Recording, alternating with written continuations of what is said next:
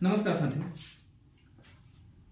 आज हम लोग फिर से पढ़ेंगे सूरदास जी के पद, जो कि हमारा सेशन चल रहा है हिंदी टीजीटी पीजीटी का। उसमें हम लोग आज पढ़ेंगे दूसरा पद है ये, ठीक है।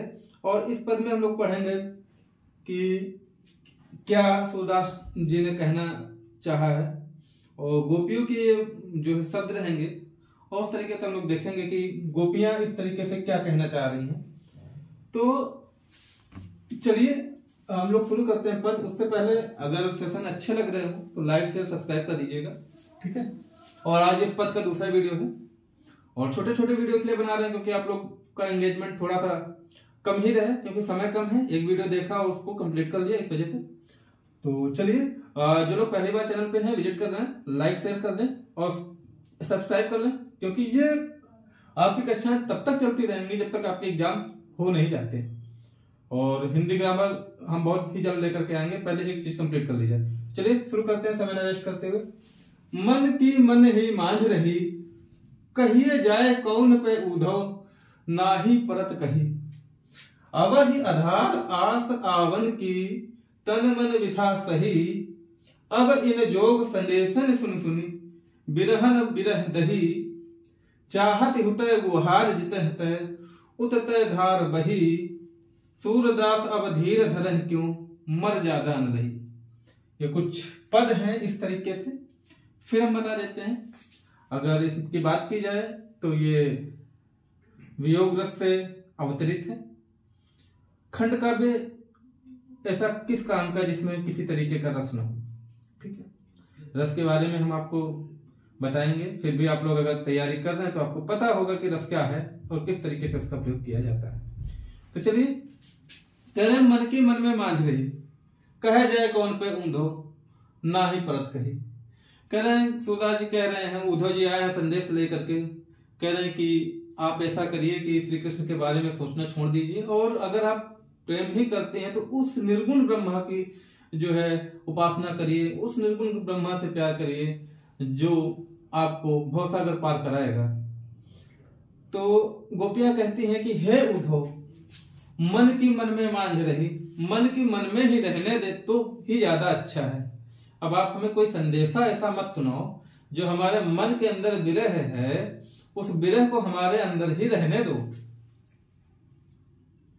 कहे जाए कौन पे ऊंधो, ना ही परत कही। हम कितना भी कह लें आपसे, आपने तो परम ब्रह्म की उपासना का संदेश लेकर के हमारे पास आए हैं, श्री कृष्ण जी द्वारा रचित जो उन्होंने कह भिजवाया है, लेकिन कहे जाए कौन पे उद्धव, ना ही परत कही। हे उद्धव, अगर हम आपसे कहना भी चाहें तो क्या कहें इस संदेशों के बारे में या आपके बारे में, कि हमारे अंदर की जो विरह है, हमारे अंदर की जो प्रेम भावना की पीड़ा है, वो किस तरीके से है। अवधि आधार आस आवन की, तन मन विथा सही। अवधि मतलब होता है अवधि आधार आस आवन की। हम तो उनके आने की प्रतीक्षा कर रहे थे, बहुत दिनों से प्रतीक्षा कर रहे थे, और उनकी प्रतीक्षा की आस में तन मन पर जो भी हमारे विषय है, विरह है, जो भी दुख दर्द है, वो सब हमने सुना, सब कुछ हमने सहा।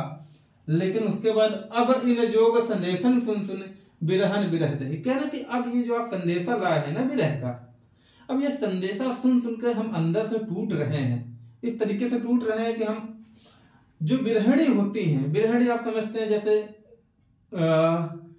एग्जाम्पल ले लेते हैं, जैसे मान लीजिए किसी का पति जो है विदेश चला गया है कमाने के लिए, और वो जो है घर पे अकेले है।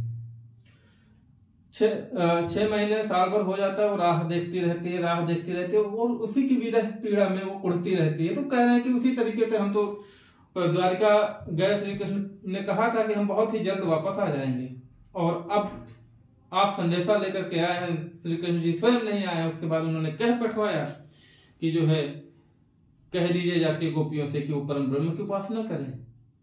हम तो विरहणी हैं, और अब तो इस आग में जलने लगे। विरह है मतलब विरह की आग में जलने लगे। हम आपसे किस तरीके से कहें कि हमारे अंदर कितनी विरह है, कितनी भावना है, और अब तो ऐसा लग रहा है कि श्री कृष्ण जी ने हमें स्वयं जलाने का काम किया है, आपको आदेश देकर के। अब बर्दाश्त नहीं होता हमसे। चाहत हुतय गुहार जितह तय, उततय धार बही। क्या जिस तरीके से चाहत रही थी, कह रहे अब तो ये मन हो रहा है कि हम ये चाह रहे हैं कि जहां पर भी है हम वहां से गुहार लगा दें, आवाज लगा दें, और वहीं पर वो जो हमारे अंदर की मन की पीड़ा है वो बह निकले। अब तो बहुत हो गया उद्धव, अब प्यार जो है उसको इस तरीके से मत तोलिए कि हम परम ब्रह्मा की उपासना कर लेंगे तो हमारे अंदर से श्री कृष्ण का प्यार मिट जाएगा। सूरदास अब धरे धीर धरे क्यों मर्यादा न रही। सूरदास जी कहते हैं कि गोपियां कहती हैं उद्धव से, हे उद्धव अब इतना धीर मत धराइए, अब इतना धीरज मत धराइए कि अब हम अपनी मर्यादा को ना लांघ पाए। बहुत धीरज रख लिया हमने, अब अगर आप इतना कहेंगे तो हम अपनी मर्यादा को भी लांघ सकते हैं।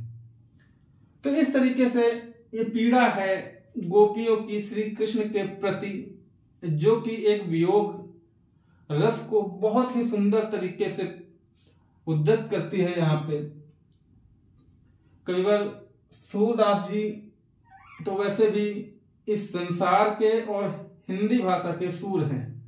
सूर मतलब सूर्य के समान चमकने वाले, इनकी ज्योति कभी भी फीकी नहीं होने वाली है। तो सूरदास के बारे में फिर वही दो लाइनें मैं दोहराता हूं, सूर सूर तुलसी शशि उड़गन के सौदास अब के कवि खद्योत सम जहां तहां करत प्रकाश। ये लाइन बहुत महत्वपूर्ण है और इसको याद कर लीजिएगा। अब आता है व्याख्या। मैं व्याख्या बता देता हूं, व्याख्या बता ही दिया, अर्थ बता देता हूं। मन मतलब मन होता है, फिर मन मतलब मन होता है। यहाँ पे मांझ रहे मतलब मन के अंदर, मांझ रहे मतलब होता है मन के अंदर। तो ये हो जाता है आपका मांझ रहे मतलब होता है मन के अंदर, मन के भीतर या अंदर, ठीक है, भीतर या अंदर जो भी। कहे जाए कौन पे उद्धव कि किस तरीके से कहा जाए, ना ही परत कहे मतलब कह ना सकना, ठीक है, कह ना पाना, ठीक है, उधर से कह रहे हैं। आवाज मतलब होता है समय, आधार मतलब आप जानते हैं कि समय को एक आधार मानते हैं, तो आधार मतलब होता है एक मानक कह सकते हैं, ठीक है। आवन की मतलब होता है आने की, आने की। तनमन मतलब तनमन और विथा मतलब पीड़ा, ठीक है, विथा मतलब पीड़ा। सही मतलब सहना। विरह मतलब होता है विरह, विरह, विरह मतलब होता है आप ये समझ लीजिए कि पीड़ा, व्यथा या व्यथा कह सकते हैं इसको, व्यथा बिछड़ने की, ऐसे लिख लीजिए बिछड़ने की पीड़ा, ठीक है। यहाँ पे लिख लीजिए बिछड़ने की पीड़ा, ठीक है, बिछड़ने की पीड़ा, विरहन पीड़ा। और विरह रहे मतलब विरहन की आग, ठीक है, बिछड़ने की आग, बिछड़ने की आग। दही मतलब होता है जलना, ठीक है, दही मतलब जलना, ठीक है, आग में जलना, बिछड़ने की आग में जलना, ठीक, समझ में आ रहा होगा। चाहत मतलब चाहते हैं, चाहत मतलब चाहते हैं। होता है मतलब वहीं से, वहीं से। गुहार मतलब आवाज लगाना, आवाज लगाना। जितह मतलब जहां से,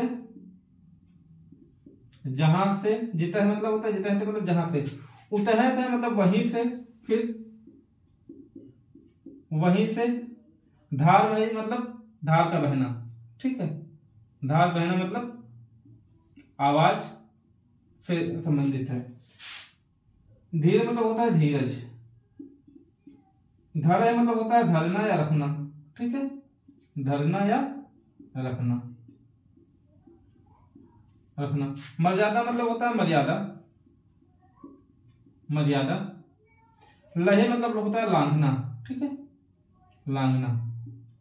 इस तरीके से ये हो गया है। मैं साइड हो जाता हूँ, आप लोग फटाफट इसको रख लीजिए, नोट कर लीजिए, ठीक है। और अगर फिर भी कोई दिक्कत होती है तो कमेंट के माध्यम से बताइएगा। हर चीज का मैं एक एक अर्थ बता दे रहा हूँ, इतना किसी भी किताब में आपको नहीं मिलेगा, ठीक है। हिंदी की डिक्शनरी अगर आप फॉलो करते हैं तो उसकी बात अलग है, उस पर मैं कुछ नहीं कह सकता। तो आज के लिए इतना ही।